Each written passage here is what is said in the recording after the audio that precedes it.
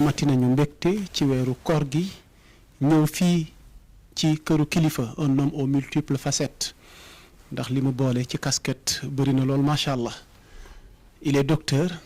il est guide religieux il est homme politique ndax ñu fàttali ni moom moo amaloon kuréel gi ñuy wax Front des Alliances Patriotiques bokk ci këru diine gu mag gu yaatu ci réew mi defe naa ci njabootu maam Khalifa Niass njabootu Alaaji Abdoulaye Niass bu ñu yemee foofu rek mu doy sëkk ki may bëgg a wax nag defe naa mbokki du kenn ku dul Ahmed Khalifa Niass mu dalal ñu ay jamono waaye nag jamono jii di weeru koor gi ñu fas yéene sëkk ak moom ay tomb waxtaan yu soxal tolluwaay réew mi ba tax na ñu nuyu kilifa diine yi ci réew mi yëpp di nuyu kilifa aada yi di nuyu waa jàngu bi di bàyyi xel ñi caabi féete gannaaw di bàyyi xel ñi tëdd ci hôpitaux yi rawatina ñi ne ci xat-xat mbégte lay doon ci ñun saa su ne di janoo kilifa gu mel ni moom ngir waxtaane tolluwaay réew mi te xam ngeen ne actualité bi surtout li xew ca golfe ba Moyen-Orient ba diggante États-Unis ak Iran c'est l'occasion ñu dikkaat ci waaye rawatina Iran ci boppam ndax ayatollah bi nattu gi nga xamante ni moom moo dal ci peuple iranien bi c'est l'occasion incha allahu rabbi ñu daal di faram-fàcce ak moom nouvel ordre mondial bi ndax géopolitique àddina bi am na fu mu toll ñu mel ni moom ci seen parcours ci seen jaar-jaar bëri na lu ñu ci mën a leeral rawatina ci politique réew mi kon kilifa gi Ahmed Khalifa Niass ñu ngi lay nuyu di la jox sa wàccuwaay di la ndokkeel ci weer wi di wax ni daal mbégte lay doon si ñun saa su ne di la dala fii ci sa kër Sénégal 7 ngir ñu ànd waxtaani li nga xamante ne mooy tolluwaay réew mi ak tolluwaay àddina bi. ok aleykum salaam ñu ngi leen di fay di nuyu mbooleem ñu leen di seetaan ci Sénégal 7 ak fu ñu mën di ci àddina bi leen ndokkeel ci weeru koor wi ndax mbégte la ak itam di sant yàlla mi nga xam ne booleyaat nañu beneen jataay gannaaw bu mu ñu joxoon ay jataay ci gannaaw jërë ngeen jëf. alors jërëjëfati kilifa gi xam naa fi nii bëgg ubbee waxtaan wi boo nu ko mee ci actualité réew mi lay doon ndax léegi rek sa doom Ousmane Sonko jiite Pastef da doon amal waxtaan ak njabootam ak askanu Sénégal ñu duppee ko concept waxtaan ak pros président Ousmane Sonko bu Pastef ginnaaw waxtaan wi nag lu bëri feeñ na ci actualité réew mi waaye ci diggam ak ki nga xamante ni moom mooy Jomaay ba tey mel na ni diggante gi dese naa ratax na mu meloon démb melatu ko ci compte rendu yi ñu am ci ndog bi nga xamante ni Jomaay woote woon na ko pale ñu bëgg ubbee waxtaan wi ak yow ci sa njàngat ci boobu sortie bi Ousmane Sonko def waaye diggam ak Jomaay ak seen avenir parti bi ak situation politique bi nga xamante ni tey ak contexte bi rawatina enjeu yi nga xamante ni diggante ñaari figure yooyu nga xamante ni dañ doon wax ni Sonko Jomaay Jomaay Sonko waaye mel na ni gis-gis yi wute na. waaw xam nga ndeysaan suñu doom yi ñoom jaar nañu ci suñu tànk mais xëy na ni ñuy doxee jëm ci objectif yi du benn mais su fekkee ne Ousmane Sonko slogan bi mu njëkk a yëkkati mooy Sonkoy Jomaay Jomaay mooy Sonko loolu bu nekkee fen la rek li ci des yëpp fen lay doon donc moom bu nangoo échoué ci ne teg naa fi président bi nga wax ne mooy le meilleur président bi ngeen di am gannaaw man te loolu nekkul rek leneen du mën a nekk taxaw ca kaw loola fondation bu dëgërul étage du mën a am kon affaire bi foofu la nekk affaire bi Sonko la interpellé ndax moo jël waxam wax ko nit ñi la ci ëpp neexul a gëm ñun ñi bokkuñu woon ci ñu ko gëm te bokkuñu ko ci ñu ko gëm ba fii ñu toog waaye ñu ne kat boo mënta gëm li ne ci sa kanam danga koy nangu ñu nangu ko di dégloo waaye nag su fekkee ne ki doon wax ne woteel leen Jomaay tey moom mooy ay nitam ñoo koy waxloo ne ko Jomaay moomu kaddu dara kon nit ki weddi na boppam te ku weddi sa bopp est-ce que jar ngaa gëm est-ce que jaroo gëm loolu ñu bàyyi ko Sénégalais yi ndax xale yi loolu ñoom la interpellé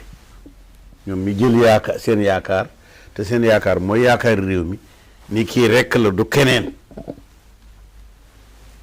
léegi nag ñu xam est-ce que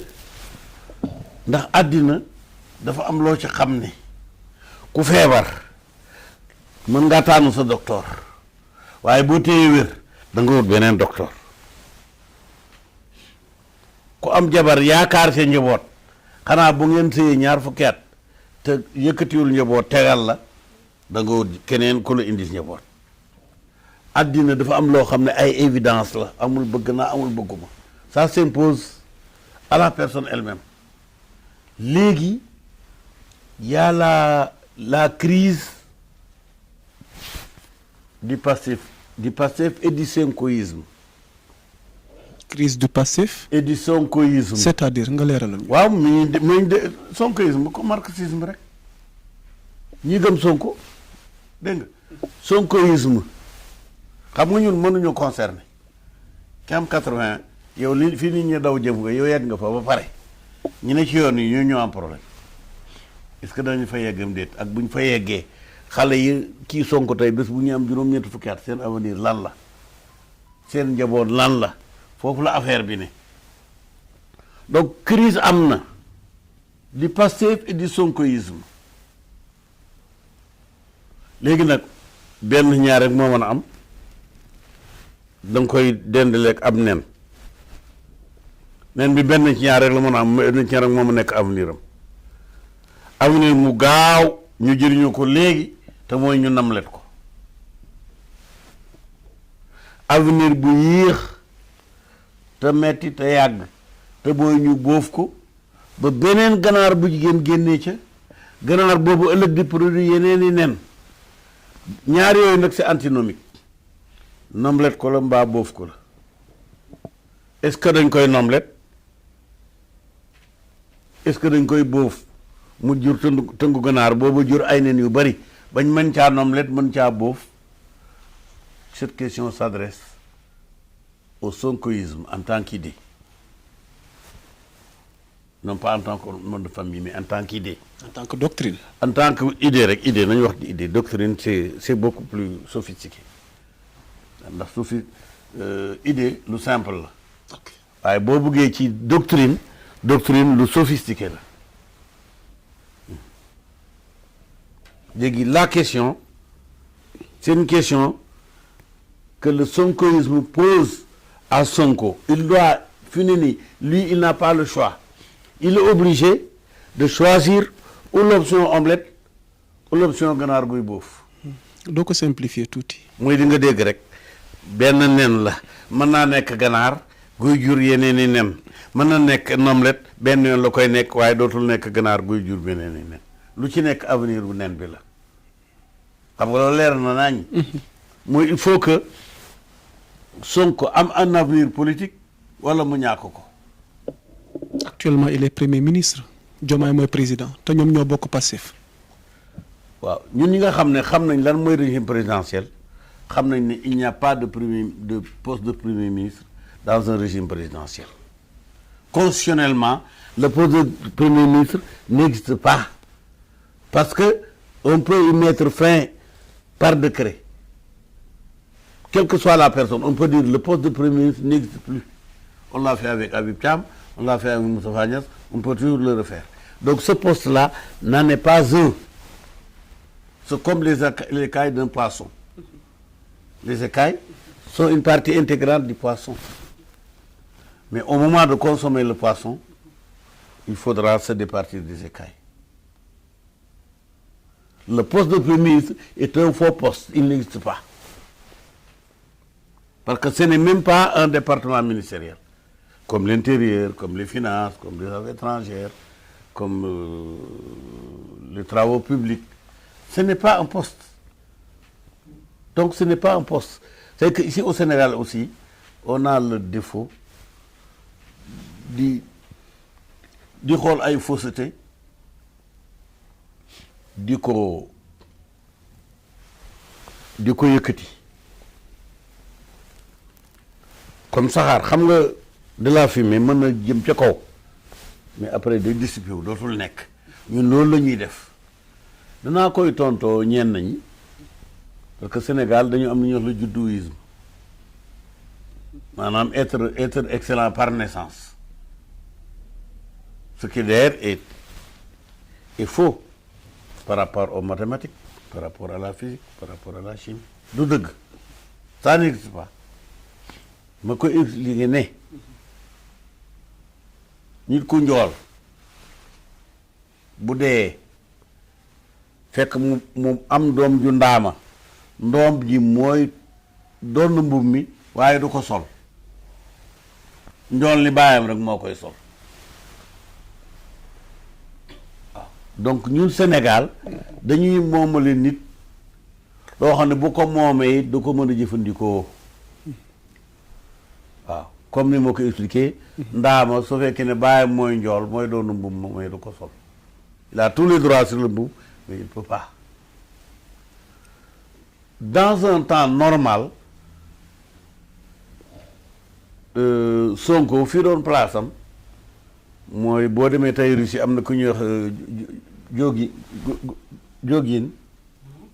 mooy ki nga xam ne c'est la matière à penser de Poutine. Poutine est l'exécutif de la Russie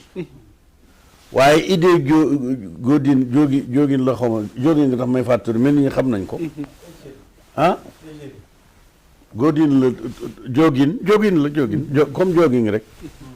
waaw mooy ki ñu ramoon doom jigéen ji atam moom lañ doon tàkk ñu def bombe mu explosé ci doomu jigéen ji ci mu amoon dee kooku mooy le maître à penser de Poutine place bu mel noonu moo doon place su